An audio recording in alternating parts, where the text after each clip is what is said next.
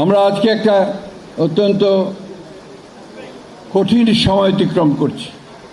আপনারা সবাই জানেন যে একটা ভয়াবহ ফ্যাসিস্ট সরকারের হাত থেকে ছাত্র জনতার অভ্যুত্থানের মধ্য দিয়ে তাদেরকে পরাজিত করে বিতাড়িত করে আজকে একটা অন্তর্বর্তীকালীন সরকার গঠিত হয়েছে এবং একটা নতুন গণতান্ত্রিক পার্লামেন্ট এবং সরকার গঠিত হবে সেই প্রত্যাশা নিয়ে গোটা মানুষ গোটা জনগণ অপেক্ষা করছে।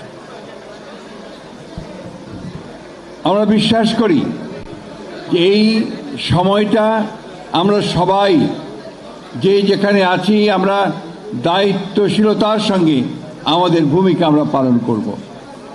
আমরা যারা রাজনীতি করছি তারা, যারা বিভিন্ন পেশাতে আছি তারা,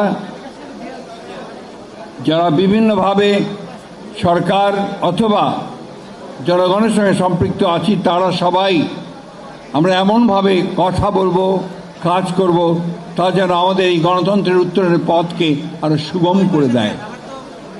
আপনারা সবাই জানেন যে আমরা সংস্কারের জন্যে রাষ্ট্র ব্যবস্থা যে ভেঙে পড়ছে সেই কারণেই আমরা প্রায় 2 বছর আগে আমাদের নেতা জনাব তারেক রহমান সাহেব সংস্কারের জন্য 31 দফা কর্মসূচি দিয়েছিলেন।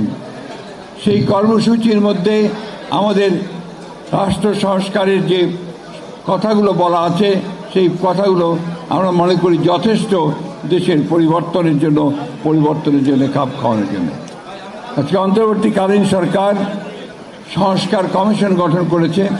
আমরা তাদের সঙ্গে সম্পূর্ণ যোগাযোগ রাখছি এবং তাদের যে প্রস্তাব সেই প্রস্তাবগুলোকে আমরা পরীক্ষা করছি এবং আমরা আমাদের মতামতগুলো সেইভাবে আমরা উপস্থাপিত করছি।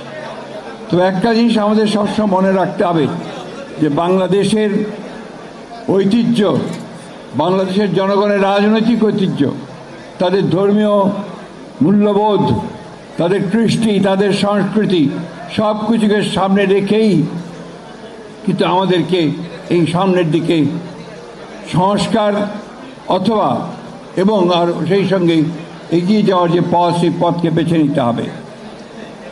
শুধুমাত্র অলিক ধারণা থেকে বিভিন্ন রকম ইউটোপিয়ান চিন্তা ভাবনা করলেই সমস্যার সমাধান করা যাবে না, অথবা আবেগের মধ্য দিয়েও সমস্যার সমাধান করা যাবে না। আমাদেরকে বাস্তববাদী চিন্তা করে, ভবিষ্যতের কথা চিন্তা করে, পরিবর্তনকে সামনে নিয়ে একটা নতুন বাংলাদেশ, গণতান্ত্রিক বাংলাদেশ গড়বার জন্যই আমাদেরকে ওই লক্ষ্যে কাজ করতে হবে। আমি সবাইকে আবার অনুরোধ করব যে আপনারা সবাই অত্যন্ত সচেতনতার সঙ্গে, সতর্কতার সঙ্গে আপনাদের ভূমিকা পালন করবেন। বিশেষ করে বাংলাদেশ জাতীয়তাবাদী দলের সঙ্গে যারা আমরা জড়িত আছি তারা যেন আমরা এমন কোনো পদক্ষেপ না নেই যে পদক্ষেপ আমাদেরকে কোনো ভুল পথে এগিয়ে নিয়ে যেতে পারে। এবং জনগণের কাছেও আমাদের আহ্বান থাকবে যে আজকে এই ট্রানজিশনাল পিরিয়ডটাতে আমরা যেন সবাই ধৈর্য ধরে শান্তির সঙ্গে এই ট্রানজিশনাল পিরিয়ডটা আমরা সামনে এগিয়ে নিয়ে যেতে পারি।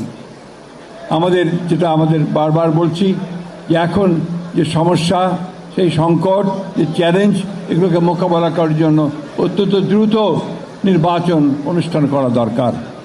প্রয়োজনীয় যে পরিবর্তন বা সংস্কার দরকার নির্বাচনের জন্য সেগুলোকে সম্পন্ন করে নির্বাচন অনুষ্ঠান করাই হবে এখন সবচেয়ে বড় উইজডমের কাজ, এবং এখন সেই উইজডমের কাজটা করাই বোধহয় সবচেয়ে ভালো হবে।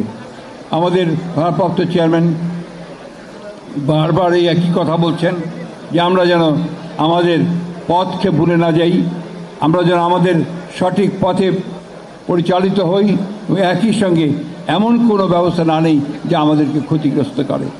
বিশেষ করে উনি গত পরশু যে বক্তব্য দিয়েছেন যে বাংলাদেশে যে উগ্রবাদের যে সূচনা হচ্ছে, পথ দেখা যাচ্ছে, এই ধরনের কোনো উগ্রবাদ আমাদের গণতান্ত্রিক পথকে সম্পূর্ণভাবে বিঘ্নিত করবে।